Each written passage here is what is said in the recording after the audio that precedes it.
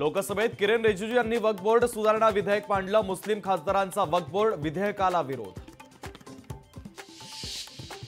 विधानसभा निवडणुकीच्या पार्श्वभूमीवर महाविकास आघाडीमध्ये हालचालींना वेग। महाविकास आघाडीच्या पश्चिम महाराष्ट्रातील जागांवर एकमत, तर काँग्रेस 3, राष्ट्रवादी शरदचंद्र पवार पक्ष 3, शिवसेना उद्धव बाळासाहेब ठाकरे पक्ष 2 जागा लढणार, सूत्रांची माहिती।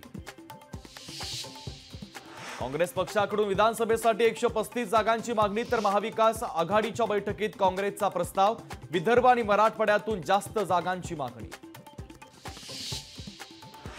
प्रत्येक पक्षाकडे असलेल्या जागा त्यांच्याकडेच राहतील। जागा बदलण्याची गरज असेल तर सर्व पक्षांची तयारी। विधानसभेच्या जागा वाटपासंदर्भात अजित पवारांचं वक्तव्य। महायुतीचा रॅप व्हायरल, खोटं बोलून मत मिळाली मस्ती आली काय? महाविकास आघाडीच्या फेक नॅरेटिव्हवर महायुतीकडून रॅपनं उत्तर। एकदा संधी देऊन बघा, जसा बोलतो तसा वागतो, कांद्यानं केला आमचा वांदा। लोकसभेतील पराभवावरून अजितदादांची अखेर कबुली। लाडकी बहीण योजना चुनावी जुमला नाही, लाडकी बहिणीचा पहिला हप्ता 17 तारखेला मिळणार, अजितदादांची माहिती। तर अजित पवारांनी मुख्यमंत्री माझी लाडकी बहीण म्हणणं टाळलं।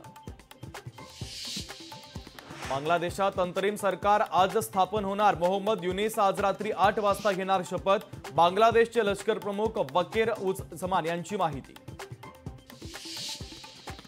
ऑलिम्पिकमध्ये भारताला 2 पदकांची संधी। भालाफेकपटू नीरज चोप्रा आज गोल्ड मेडलसाठी मैदानात उतरणार, तर हॉकी संघ ब्रॉन्झ पदकासाठी खेळणार।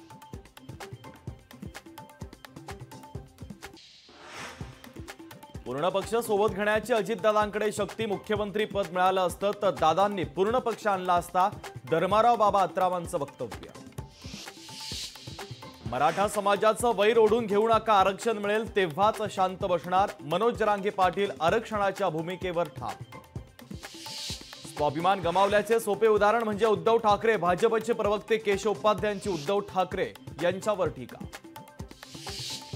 नांदेडमध्ये काँग्रेसच्या बैठकीमध्ये वादावादी। निवडणुकीच्या पार्श्वभूमीवर कुणालाही पक्षात प्रवेश देऊ नका, पक्षप्रवेशावरून मुद्द्यावरून बैठकीत पेटला वाद।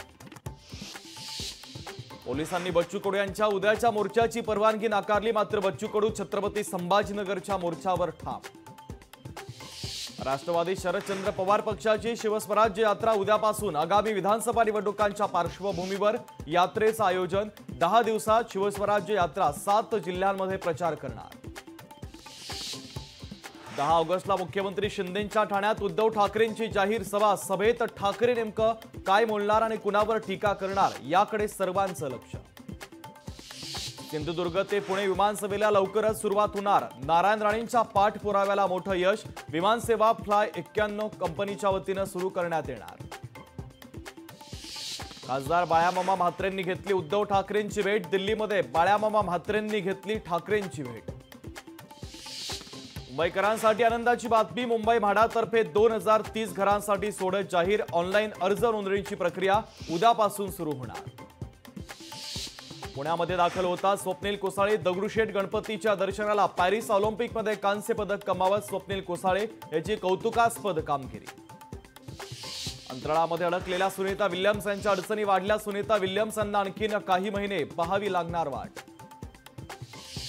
लाडकी बहीण योजनेचा 17 ऑगस्टला पहिला हप्ता मिळणार। योजनेसाठी 1,30,00,000 अर्जदार पात्र ठरले।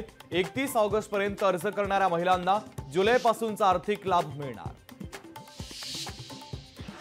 पीक विमा उशिरा दिल्यास कंपनीला 12% दंड लागणार। पीक विमा उशिरा मिळण्यासाठी राज्य सरकार देखील जबाबदार असेल। लोकशाही मराठी ऐका, पहा, जागरूक रहा।